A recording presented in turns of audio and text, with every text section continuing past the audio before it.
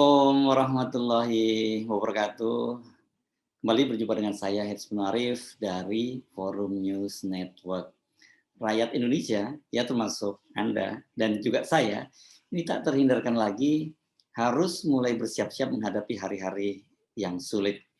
Harga-harga akan melambung tinggi sementara daya beli makin lemah. Setelah menaikkan bahan bakar Pertamax dari harganya Rp9.000 menjadi Rp12.500, pemerintah melalui Menko Marinvest Luhut Panjaitan sudah memberi sinyal akan segera menaikkan harga bahan bakar Pertalite dan gas 3 kilogram atau yang dikenal sebagai gas melon. Kenaikan dua energi ini, bahan bakar ini, dipastikan akan langsung memukul daya beli masyarakat. Pertalite ini kan akan menjadi bahan bakar yang paling murah saat ini dan terpaksa itu digunakan masyarakat kelas bawah setelah pemerintah ini bersiap-siap menghapus bahan bakar premium. Pertalite itu katanya akan dijadikan bahan bakar penugasan dan mendapat subsidi dari pemerintah. Harga Pertalite di beberapa daerah itu bervariasi antara 7.650 sampai 7.850. Tapi dalam beberapa kasus di beberapa SPBU itu kita sudah sulit untuk menemukan Pertalite, apalagi premium ya.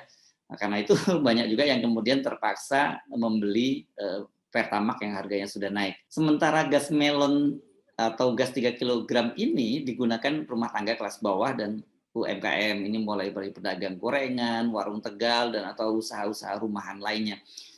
Luhut mengisyaratkan bakal naiknya Pertalite dan gas 3 kilogram ini ketika mengunjungi depo LRT Jabodetabek di Jatimulya, Bekasi hari Jumat kemarin ini, tanggal 1 April 2022. Overall, ini atau secara keseluruhan akan terjadi kenaikan nanti. Pertamax, Pertalite, kalau premium ini belum. Juga gas 3 kilogram akan naik. Semuanya bertahap ini kata Luhut. Kalau harganya terus ditahan, Pertamina bisa jebol, kata Luhut. Namun hanya sehari berselang setelah pernyataan Luhut, Komisaris Utama PT Pertamina, Ahok, itu membantah akan ada kenaikan. Dia hanya menjawab pendek saja, belum ada jawabnya. Nah, jadi mana yang benar nih, Luhut atau Ahok? Kalau dari sisi kebijakan yang berkaitan dengan bisnis Pertamina, jelas kita lebih percaya kepada penjelasan Ahok. Ahok ngerti banget lah soal jeruan PT Pertamina, apakah perusahaan itu untung berapa, rugi berapa, gaji siapa yang paling tinggi, dia pasti dia tahu semua ya. Namun kalau soal kebijakan pemerintah, kebijakan makroekonomi, pastilah Luhut yang sering dijuluki sebagai menteri segala urusan atau seorang pengamat di luar negeri, Tim Lindsay menyebutnya Minister of Everything, itu pasti lebih paham makroekonomi dan kemampuan anggaran pemerintah. Soal rencana kenaikan Pertalite dan gas 3 kilogram ini mulai mendapat titik terang ya ketika Menko Perekonomian Airlangga Hartarto usai rapat kabinet hari Selasa ini, memberikan penjelasan kepada wartawan bahwa soal ini tengah dikaji dan nanti setelah ada kajiannya akan diumumkan kepada masyarakat. Kalau Luhut sudah bilang begitu dan kemudian Airlangga Hartarto menyatakan sedang dikaji, itu kan berarti sudah ada intensi dari pemerintah untuk menaikkan Pertalite dan gas 3 kilogram ini. Saya kira mungkin sekarang yang dikaji itu bukan soal kemampuan anggaran pemerintah untuk mensubsidi, tapi pasti yang lebih serius dikaji adalah soal dampak politiknya. Ini bisa sangat serius ya, langsung memukul masyarakat kelas bawah karena kita tahu bahan bakar itu pasti dampaknya, kenaikan bahan bakar itu dampaknya akan membuat harga-harga melambung karena ini berkaitan distribusi. Sementara tadi gas melon 3 kilogram ini langsung masuk ke rumah tangga kelas bawah. Soal gas 12 kilogram saja kemarin yang naik 2 kali itu juga dampaknya memang langsung terasa pada masyarakat dan banyak yang kemudian beralih ke gas 3 kilogram ini, gas melon ini.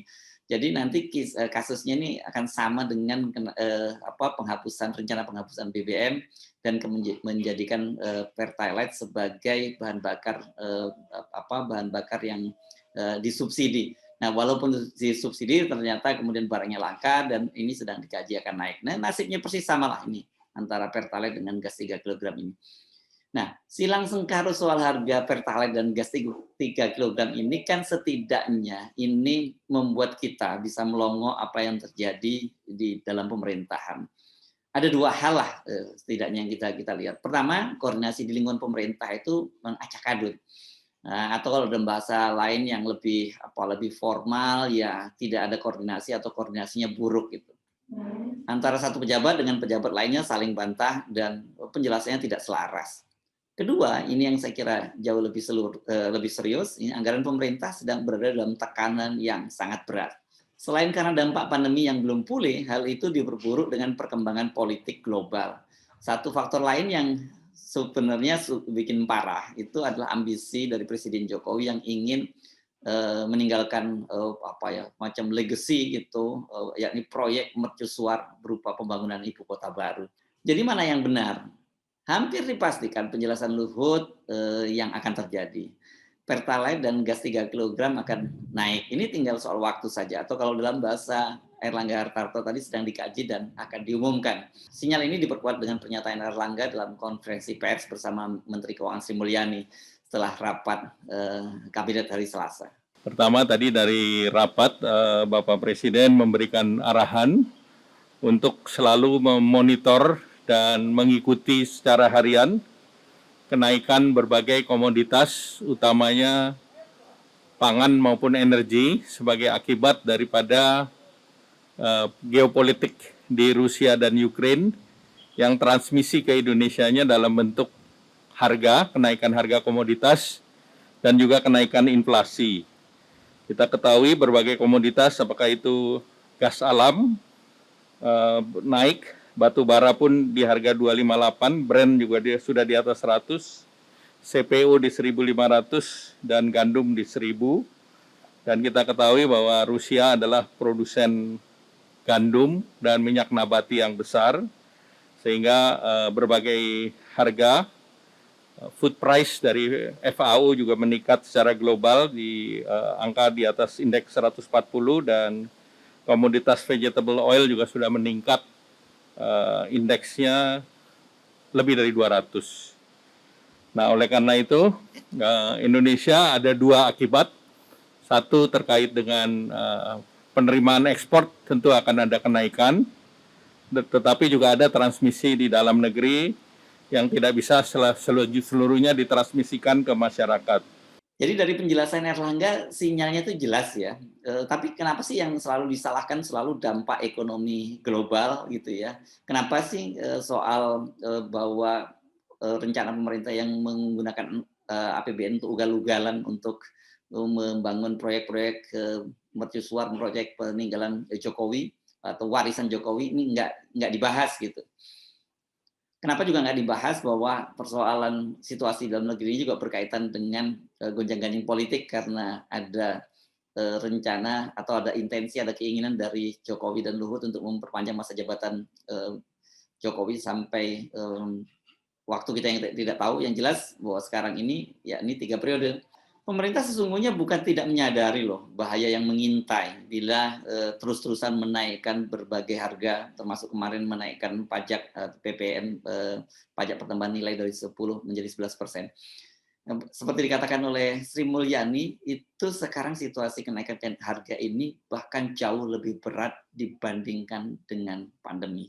Kalau dulu tantangan dan ancaman bagi masyarakat adalah pandemi, sekarang tantangan dan ancaman bagi masyarakat adalah kenaikan dari barang-barang tersebut. Nah, dari sisi APBN kita akan terus merumuskan langkah-langkah bagaimana tambahan kenaikan penerimaan ini bisa dialokasikan secara tepat. Tadi Bapak Presiden telah menginstruksikan seperti yang disampaikan Pak Menko untuk kita melihat secara detail harga-harga pangan dan harga-harga energi dan pilihan-pilihan kebijakan yang bisa kita ambil untuk bisa di satu sisi menjaga daya beli masyarakat, menjaga momentum ekonomi, tapi juga menjaga APBN.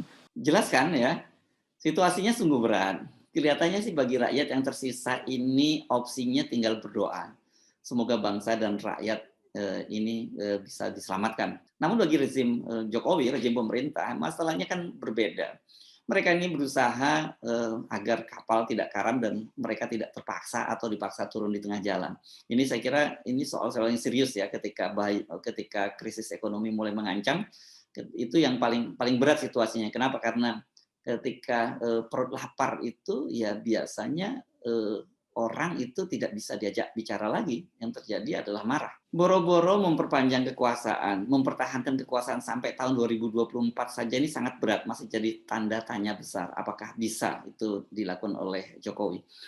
Kalau melihat kondisi perekonomian negara dan krisis politik yang mereka ciptakan sendiri, itu memang dampaknya bisa sangat buruk bagi Jokowi. Saya ingin mengulang lagi analisis dari media yang berbasis di Inggris, The Economist, yang mengingatkan bahwa Jokowi itu sekarang menghadapi krisis kembar, krisis politik dan krisis ekonomi.